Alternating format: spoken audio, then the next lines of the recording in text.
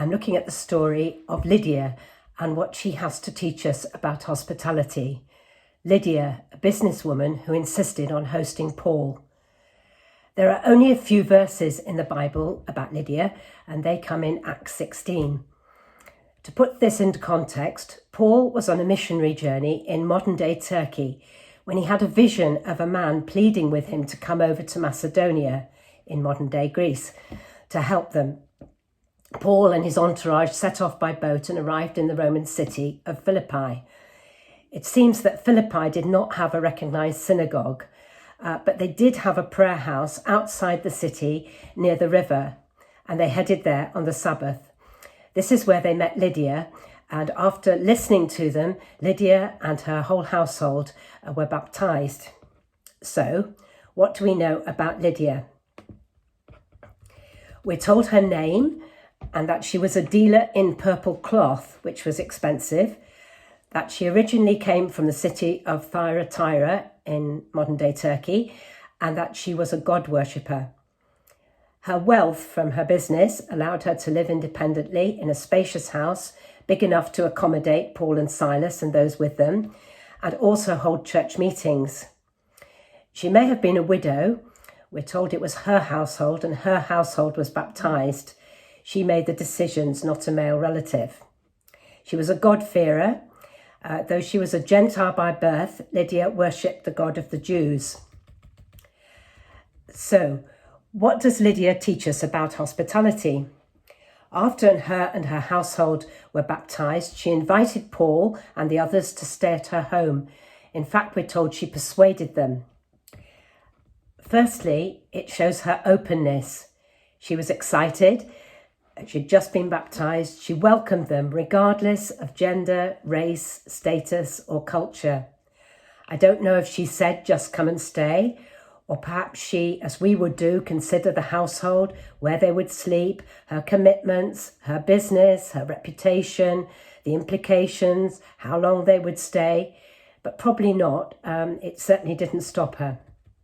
I guess she was just open to the Lord, full of gratitude, not knowing where it would lead. Secondly, she had a servant heart. This was not about her or her needs, not for reward. She was prepared to allow people into her space, into her home, allowing herself to become vulnerable. Thirdly, it showed generosity. Paul and Silas and those with them would have stayed for several weeks, and she hosted them regardless of the cost. And in fact, this probably saved Paul and Silas having to find work to support themselves. I spent quite a lot of time in East Africa, in Uganda and Burundi, and I'm always amazed at their hospitality, not just to me, but to each other. Visitors are seen as a blessing. Homes are always open to visitors, relatives, friends. It may be a short visit or for several weeks or longer for different reasons and with people with different needs. I lose track of those who stay there and no idea where they all sleep, but they're all welcome. People don't have to be British and ring first and make arrangements and check it's all okay weeks ahead. When you arrive, there's often a flask of hot water on the table or a drink and food available. People would kill their last chicken for guests. I remember visiting a family in a poor area in Bujumbura in Burundi. They knew I was coming and prepared a bowl of small fish for me. I don't actually like fish, but I tell you, I ate every one. It was sacrificial on their part, and I remember that hospitality. Fourthly, Lydia showed courage, taking risks, and this was sacrificial love. Having a group of foreign men to stay in her house might potentially have caused a scandal. Teachers who attracted too many female followers were suspicious. Later in the story, we hear that Paul and Silas were beaten and imprisoned in Philippi. Lydia took the risk of opening her home while they were in prison, and she entertained them after they were released, although they'd been told to leave the town. And also hosting meetings where they worshipped a non-Jewish Messiah and not an emperor or any of the ancient and socially respectable pagan gods could have ruined her reputation and her business.